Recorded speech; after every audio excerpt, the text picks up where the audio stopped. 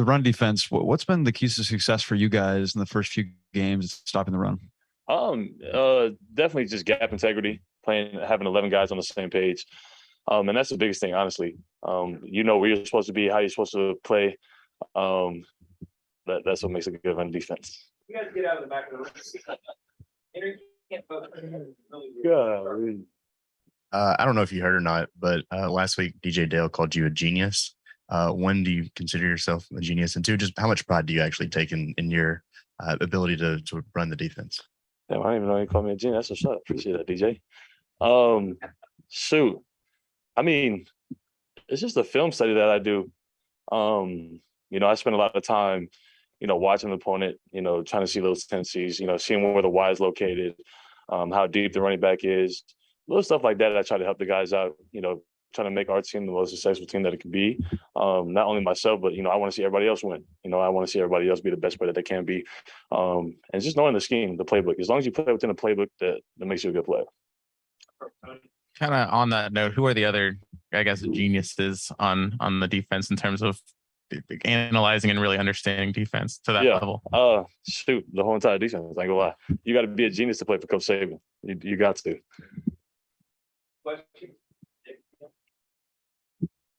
Yeah, your time as a running back in high school, how did that help you understand offenses better? Knowing where the running back wants to go. I wasn't a typical regular running back when I was in high school. I was a more smash mouth, kind of hit you in your face and run downhill, not shake nobody. But definitely just realizing what a running back sees, how he's going to react. If he's running sideways, he's going to want to plant up, getting soft shoulder on you and try to run you over. So, my running back days didn't last very long. But the little stuff that I did learn when I was running back, it kind of helps me when I'm a linebacker.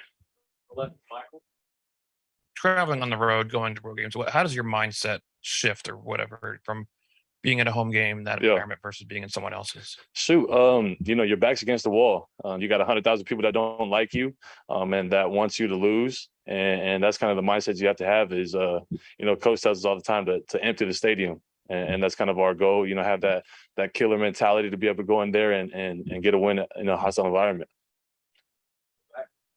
Henry, just wanted to ask you about KJ Jefferson, just how big he is and effective he is, not just a passer, but a runner. Is wrapping up even more of an emphasis in practice this week and just bringing that big body to the ground. Yeah. KJ Jefferson is definitely a huge piece of the offense. He's so explosive and people don't give him as much recognition as he needs with his arm. He throws the ball so well. He creates so much problems for opposing defenses that you have to prepare for, from down in and down out. For all four quarters. So, he's definitely going to be a huge challenge for us. Super excited about playing him for a second time, and we're ready for the challenge. Hi, Henry. Back to playing in a hostile environment, especially here in the SEC. I'm curious what's your preference of playing in that? I know you love playing at home, but just getting that extra juice on the road. And what's the satisfaction like when you get a win in that environment? Yeah. Honestly, it's just silence in the crowd. That's kind of the biggest satisfaction is, you run to the stadium before the game starts and, there are crowds cheering and they're super excited about the game. And then, when you're winning, they're quiet. And that's kind of our main goal. And I think that's the biggest satisfaction for me. Right now, DeMarco Hellams has one more tackle than you on the season. I understand that, stats and stuff like that may not mean too much, but how does it feel just to kind of just have that natural competitiveness, having more than this guy and just competing within the team? I'm going to catch him. Don't worry about it. No, but definitely, we try not to pay attention to that kind of stuff. We have so much, we're so competitive on the practice field, so competitive on the field that, it helps us out on the field, like when we're playing on Saturdays. So, at the end of the season, whoever has the most tackles, we're proud of them. We're super excited for them. It's just the hard work that we all put in. You guys have obviously had a strong start defensively to the season, but only one turnover. How much of an emphasis has been placed on that in practice to try to force more of those? Yeah,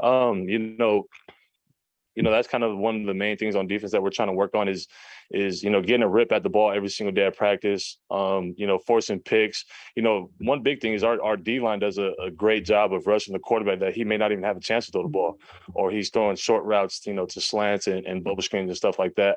But now it's, punching the ball out, ripping the ball out. And, Coach P. Golden and Coach Saban, harps on that every single day. We're going to get those short passes. So rip the ball out as hard as you can. when you're facing an option quarterback that can throw like Jefferson can you talk to me a little bit about just how you're able to really prepare for that? Because it seems like a lot of teams really get messed up with that communication there. Yeah, having all 11 guys on the same page, playing sound fundamental football, and just communicating well on defense. And I think that's the biggest thing. When you're all tied together, and it doesn't matter what kind of who's playing at defense.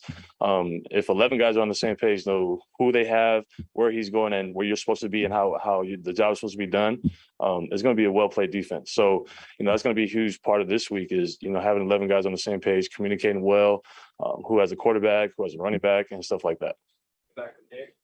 Kind of building off the genius nickname, I guess, can you just kind of talk me through kind of what goes through your head when you recognize either a formation or a play that's coming, either in practice or against a team on the sidelines? Is there like a cue you can give to the other guy saying, hey, this is what we practiced on or anything like that? Yeah. Shoot. I look at little small stuff like the offensive lineman. If his hand is light, he's probably pulling. It's probably a pass. If they're heavy, their head's down, it's probably a run. So little stuff like that, I try to give the guys cues. But we do a great job as a whole entire defense of giving each other cues and playing off of each other. So it's not just me. It's all 11 guys on the field, being able to point out a little stuff like a tight end being light, a running back being heavy, that gives us that competitive edge on the field. Two more here, Nick. As far as through 4 games, getting to work with Jaylen Moody and Deontae Lawson, how have you seen them progress through these first couple games? Yeah, both guys have been working really hard. Both guys had a great fall camp and definitely been doing a great job of, learning the playbook, going out competing every single day at practice. But our whole entire linebacker group has been doing a great job of that.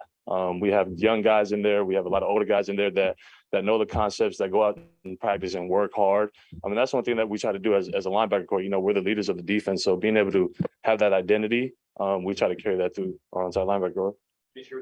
We've established that you're a genius, but are you a hateful competitor? And if so, what goes into that mentality? And then also, who else on the team would you call a hateful competitor? All of us. We all got that killer mindset. Everybody. Appreciate it.